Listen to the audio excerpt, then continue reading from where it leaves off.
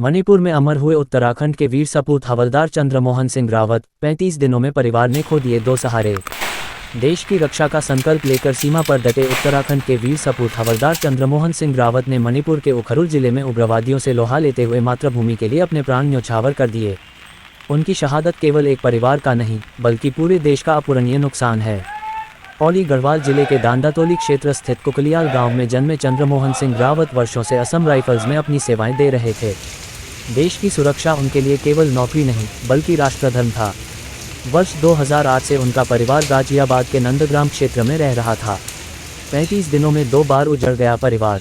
चंद्रमोहन सिंह रावत के परिवार पर दुखों का ऐसा पहाड़ टूटा जिसे शब्दों में बयां करना मुश्किल है। जून महीने में उनके पिता का निधन हुआ। पिता के अंतिम संस्कार और सभी पारिवारिक दायित्व निभाने के बाद वे फिर से अपने कर्तव्य पर लौट गए। लेकिन किस्मत को कुछ और ही मंजूर था। ड्यूटी पर लौटने के अगले ही दिन 6 जुलाई को मणिपुर में हुए उग्रवादी हमले में वे वीरगति को प्राप्त हो गए। जिस बेटे को परिवार ने देश सेवा के लिए विदा किया था वही कुछ दिनों बाद तिरंगे में लिपटकर घर लौटा। पीछे छोड़ गए अपना संसार।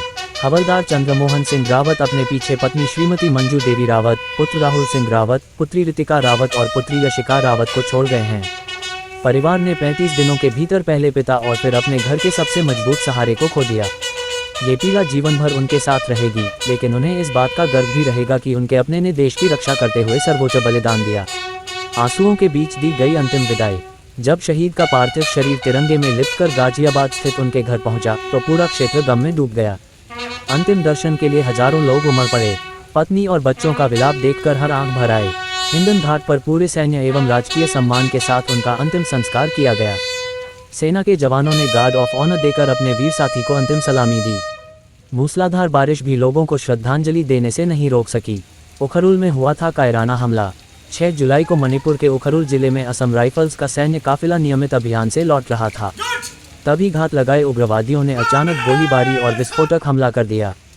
इस भीषण हमले में हवलदार चंद्रमोहन सिंह रावत ने अदम्य साहस का परिचय देते हुए मातृभूमि के लिए सर्वोच्च बलिदान दिया। देश हमेशा रहेगा ऋणी। वीर सपूत हवलदार चंद्रमोहन सिंह रावत का नाम देश के उन अमर सैनिकों में हमेशा याद रखा जाएगा जिन्होंने अपने कर्तव्य को जीवन से भी ऊपर रखा। उनका साहस, समर्पण और बलिदान आने वाली पीढ़ियों के लिए प्रेरणा का स्रोत रहेगा। पूरा उत्तराखंड और समस्त देश इस वीर सपूत को भावभीनी श्रद्धांजलि अर्पित करता है। ईश्वर दिवंगत आत्मा को अपने श्री चरणों में स्थान दे तथा शोकाकुल परिवार को इस असहनीय दुख को सहने की शक्ति प्रदान करें। शत शत नमन। अमर रहें वीर सपूत हवलदार स्वर्गीय चंद्रमोहन सिंह रावत। जय हिंद।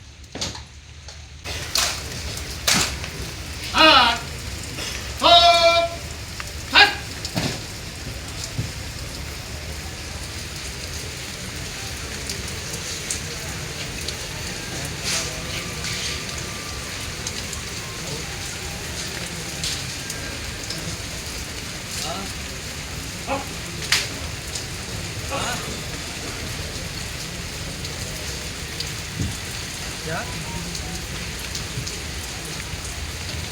आवाज नहीं आ रही, आवाज नहीं आ रही, आवाज नहीं आ रही। भाई मेरा आवाज नहीं हो गया।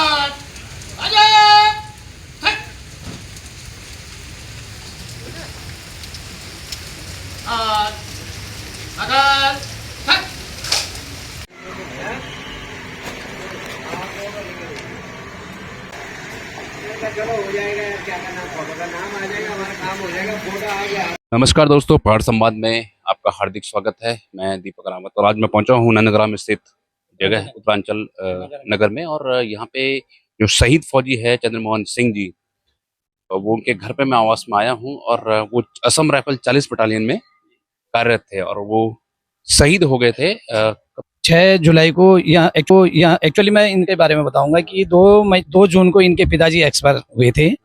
2 जून के बाद ये 1 महीने की छुट्टी में आए थे और 3 जुलाई को ये यहाँ से गए थे। और 3 जुलाई को यहाँ से गए तो 5 तारीख को ये वहाँ पहुँच गए। 6 तारीख में इन्होंने ड्यूटी अटेंड करी और ड्यूटी के दौरान ये मतलब कानबाई में अपनी जो गाड़ी चलाते हैं, काम करते थे, तो इसको चला देते हैं।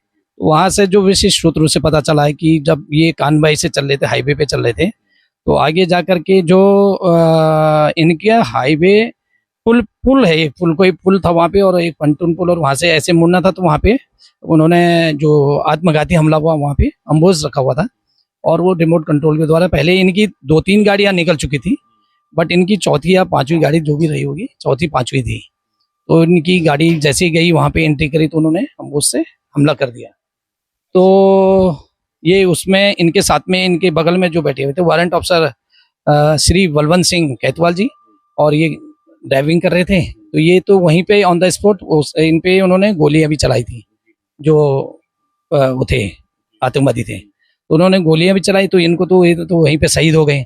और इनके साथ में जो बलवंत सिंह जी थे वो हॉस्पिटल जाकर के शहीद हो गए। तो इनके साथ में इस तरह से घटनाएं हो रही हैं। थोड़ा इस दुख की घड़ी में हम पूरा हमारा उत्तरांचल सदस्य हम जन कल्याण समिति नंदग्राम पूरा इनके परिवार के साथ है। दुख की घड़ी में इनके साथ कंधा से कंधा मिला करके हम लोग खड़े हैं और आगे जो भी होगा इनके लिए सहयोग के लिए हम हर भरसक प्रयास करेंगे, इनको हर तरह से सहयोग करते रहेंगे। और मैं एक चीज आपको बता दूं कि ये हमारे जो पौड़ी क्षेत्र है, नानातोली गांव से है। ये हमारे ही नैनाना ब्लॉक के निवासी थे और उनका गांव नानातोली पड़ता है। तो ये जो गांव है वो डांडा तोली है, ग्राम सभा खौल और विकास क्षेत्र नैनी डांडा। और हमारे उस जब ये लड़का भर्ती हुआ था तो उस टाइम के बहुत सारे लड़के फौज में असम राइफल में भर्ती हुए हैं कि शहादत को पूरा हिंदुस्तान जानेगा याद रखेगा। और ये जो घटना हुई है हो सके कि आगे ना हो। के बारे में जानना चाहूंगा। आप परिवार से कौन है, आपका क्या नाम है? मैं राम सिंह नेगी, मैं उनके साथ ही पढ़ता था। दादा मैं बहुत बड़ा नहीं उनसे। और यहाँ पे भी लगभग हमको यहाँ पे 18-19 साल हो गए इस नंदग्राम में। तो मेरे साथ के ही दोस्त ही ये मान के चलो, हम एक ही साथ में उठना बैठना, पढ़ाई लिखाई सब हमारा ऐसे लगा रहता था। और मैं यहाँ पे समाज का भी नेतृत्व कर चुका हूँ और अब यहाँ पे हमारे समाज के भी जो वरिष्ठ सामाजिक लोग हैं, सम्मानित सदस्यगण हैं, और हमारे जो वर्तमान में हैं कार्यकारिणी के जो संरक्षक जी सुधार साहब हैं और सुरेश डोभाल जी, सभी लोग उपस्थित हैं इनके साथ में, कंधा से कंधा मिला करके इनके दुख की घड़ी में साथ खड़ा है। शहीद चंद्रमोहन जी के परिवार के पुत्र हैं। तो आपका नाम? राहुल रावत। राहुल रावत जी हैं। मेरा नाम राहुल रावत है। मेरे पिताजी 40 असम राइफल में थे और यहाँ से 3 तारीख को छुट्टी में गए थे। छुट्टी कट के 3 तारीख को गए थे। 6 तारीख को अपनी यूनिट ज्वाइन करी थी और यहाँ से 12 साढ़े 12 में लंच करा था वहाँ पे। उसका मैंने उखरूल के लिए निकले थे। उसके बाद आईडी ब्लास्ट हुआ था 1:30 बजे करीब और लगातार 6 घंटे फायरिंग चली थी। उसमें फिर बाबा जी को वीरगति प्राप्त हुआ। गाँव आता आपका? डांडा तोली 6-7। तो जो नैनाना ब्लॉक का डांडातोली गांव है, वहां से निवासी थे चंद्रमोहन जी। और हमारे साथ कुगलेलू गाँव को परिवार उनके जो गांव का कुल पुरोहित हूँ और उनको मैं अच्छी तरह भांति से जानता हूँ। और हम लोग जो है एक साथ रहे, एक साथ वहाँ स्कूल में भी रहे। उनसे हम वैसे में सीनियर थे, तो हमारे परिवार में एक साथ मिलना जुलना रहता था। जो अपनी तरफ से पूरी सांत्वना दे रखी है कि जिससे हमारी आर्मी से जितना हो सके हम उस तरह से आपको जो है बार बार संदेशा देते रहेंगे।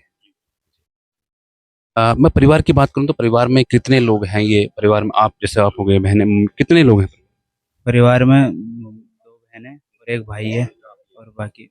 अच्छा, आप ही हैं? हाँ, और फादर 4 भाई हैं। सबसे बड़ा भाई पिछली बार हो गया, अब मैं दूसरे नंबर का हूँ। तीसरे नंबर का मेरे भाई ये था जो आप छोटे भाई हैं? मैं बड़ा हूँ। बड़ा हैं आप? मैं बड़ा भाई हूँ। और अभी 2 दिन पहले ही यहाँ से गया था, घर से ड्यूटी पे गया था। ड्यूटी पे पहुंचते ही ये उनको ये हादसा कर दिया उन्होंने, उग्रवादियों ने। अब हम कुछ नहीं बोल सकते, बड़ी दुख की बात है। तो कहीं ना कहीं बड़ा दुख की बात है परिवार के लिए भी, और इस कठिन घड़ी में सरकार, जो आर्मी है, जो उनकी यूनिट है, उन्होंने बड़ा आश्वासन दिया है। शान तेरी ना कम होने देंगे वतन।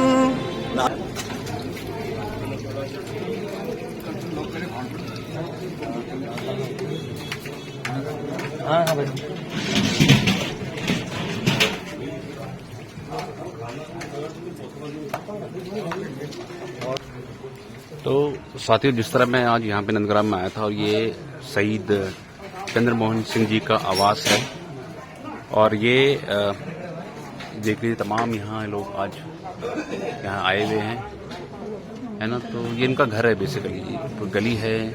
कभी इस गली में वो यहाँ से का बचपन यहाँ बीता होगा, उनके बच्चे यहाँ पूरा आसमान कर रहा होगा। तो ये पूरी देख लीजिए, ये पूरा उनका क्षेत्र।